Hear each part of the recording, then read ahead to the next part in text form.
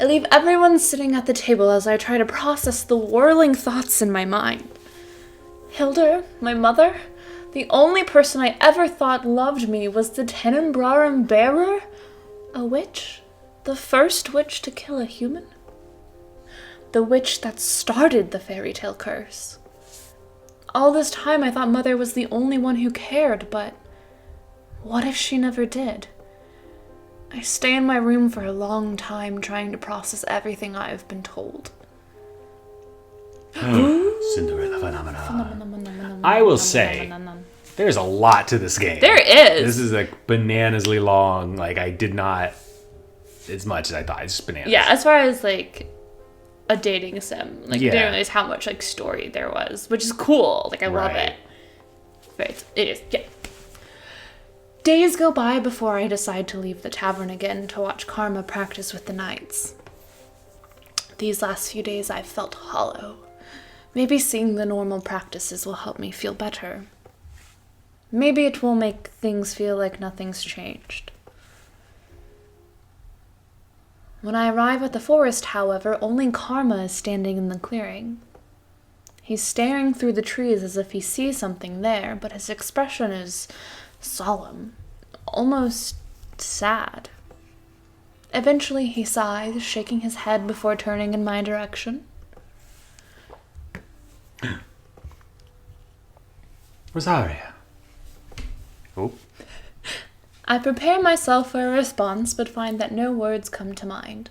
I have not spoken to Karma since the talk about Mother and witches, and any of the ease I felt with him before has slipped away.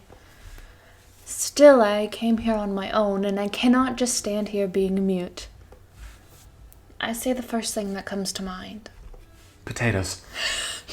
Where are Jurian and Garland? I only train with Garland. Jurian is on patrol duty tonight.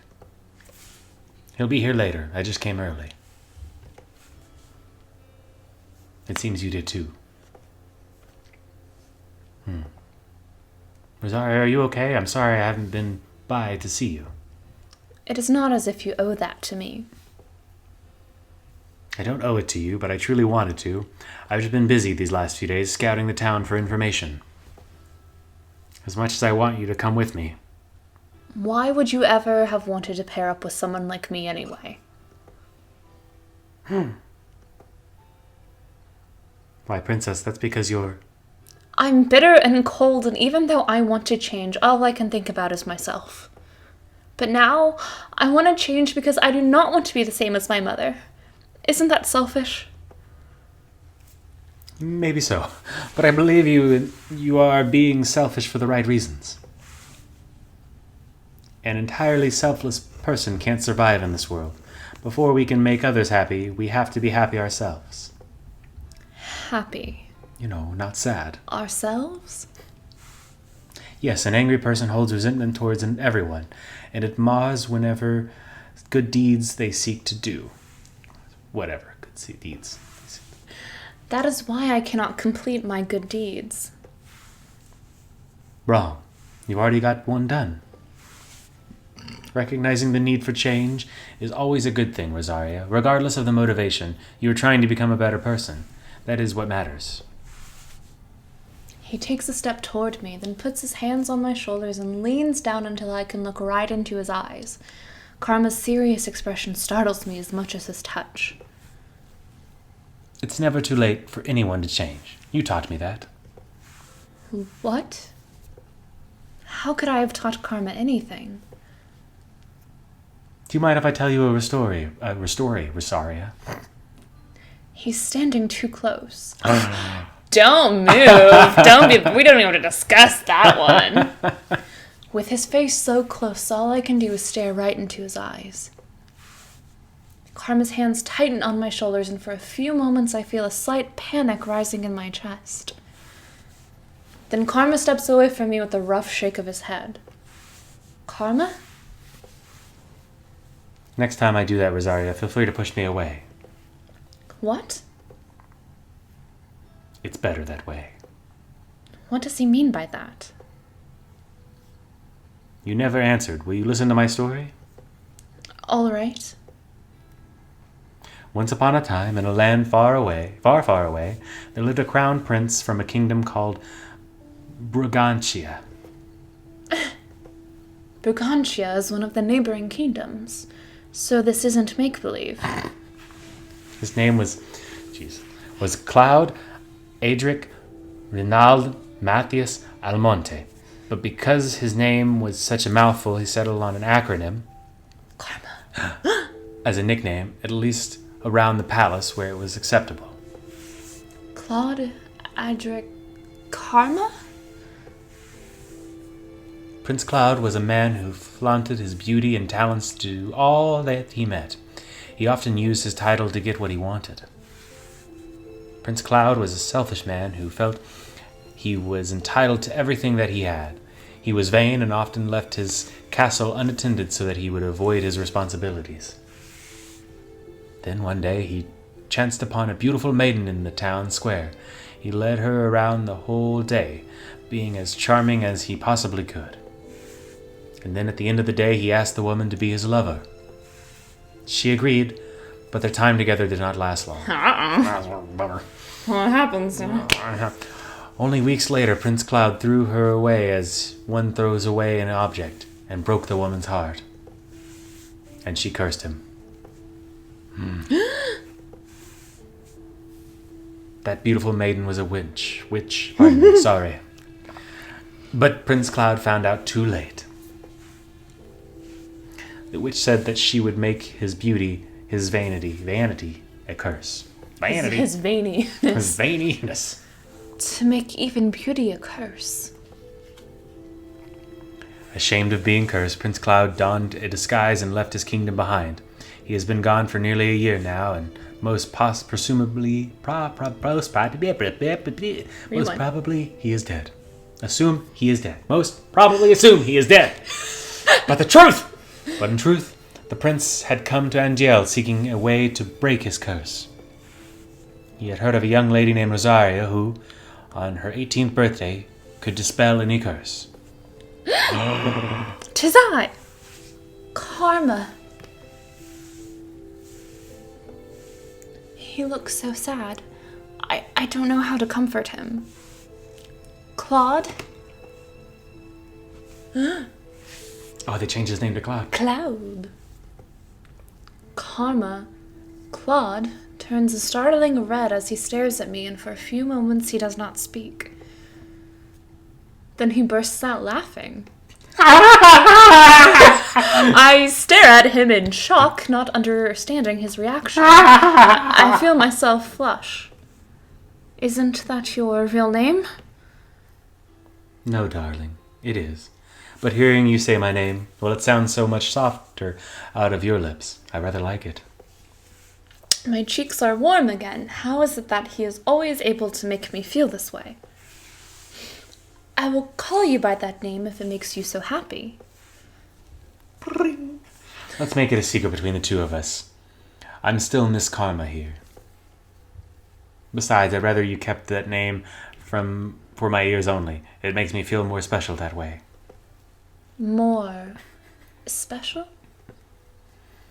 At that moment, Garland shows up for practice, and Claude politely excuses himself. I watch the two of them trade blows. Whoa, wait a minute.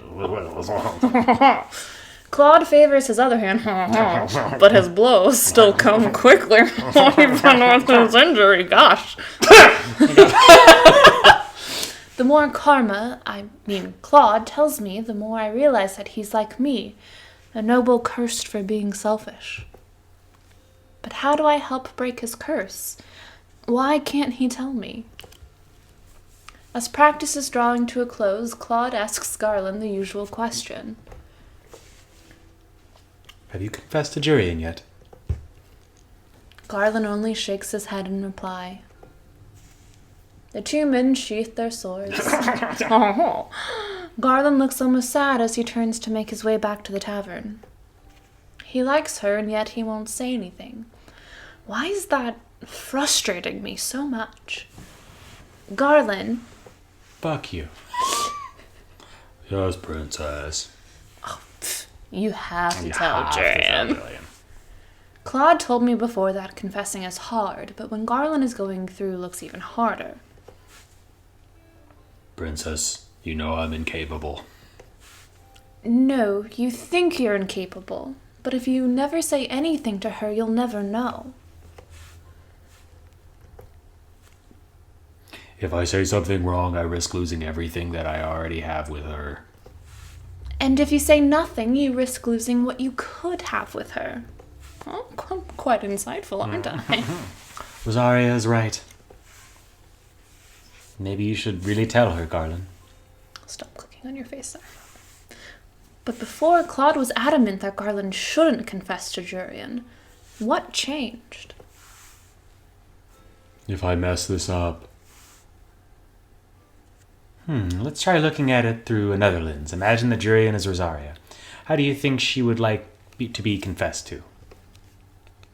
I frown at the two men, arms crossed. Excuse me. Well, you and Jurian are very similar. You're both very straightforward. confess to the princess? My eyes move to Claude, but only fleetingly before they are once again on Garland. You just need to do something simple, Garland. Something that will not rub her the wrong way. A maiden's heart is ever fragile, and each woman is different. Claude is wearing an amused smile on his face, but he's looking at me, not Garland. I feel my face flush and have to look away. Rosaria, your tomato red again. It's adorable. I cross my arms over my rapidly beating heart again and force a scowl on my face. No, I was just thinking about what Garland could do. Something simple, like when Karma kissed my hand. Garland kissing Jurian's hand is probably not a good idea. Maybe he could do what Claude and I did that one day in town. He can buy her some food and they can just talk. Garland, have you ever just asked Jurian out for food? Not alone. Jurian is practical and she always eats at the tavern. She's also always on duty, if she's available. I'll take her patrol shift 2 nights from now then, and tomorrow you can ask her out for a meal. We can make your invite a grand affair. We can drape banners on the walls, or I could give you a rose. That sounds... Like a terrible idea. Bring. I am offended. I feel like if I did something like that for Jurian, she would get embarrassed and punch me. Sounds like another lady that I know. Claude grins at me, but I just roll my eyes. Garland, just ask her normally, and then when you are out and alone together, you can confess. And we'll make sure you have the time to do it. I'll purposefully come late to practice tomorrow night, so you can ask her out for that date. How does that sound? You two really think I can do this? You just have to ask the question. Whatever follows will at least be an answer. Tomorrow night, then. Good man. I'm sure it'll go swimmingly. Or I could drown. You won't drown, Garland. Garland excuses himself with a nervous smile before Claude turns to me expectantly with a mischievous grin. Now, Rosaria, we'll come here early tomorrow and spy on them.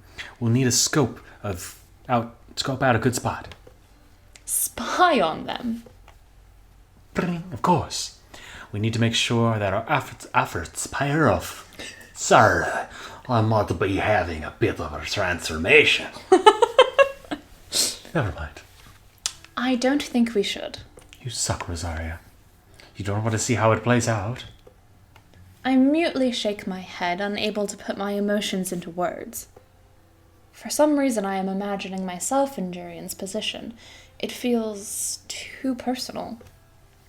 Claude's likeliness suddenly springs to mind, and I feel my face grow hot again. Rosaria, you've been oddly out of it today. Claude reaches out a hand toward me, then abruptly pulls away. I stare as he smiles at me, almost sheepishly. The conversation between us dies, and we return to the margin. Damn it! Dead conversation! Ah!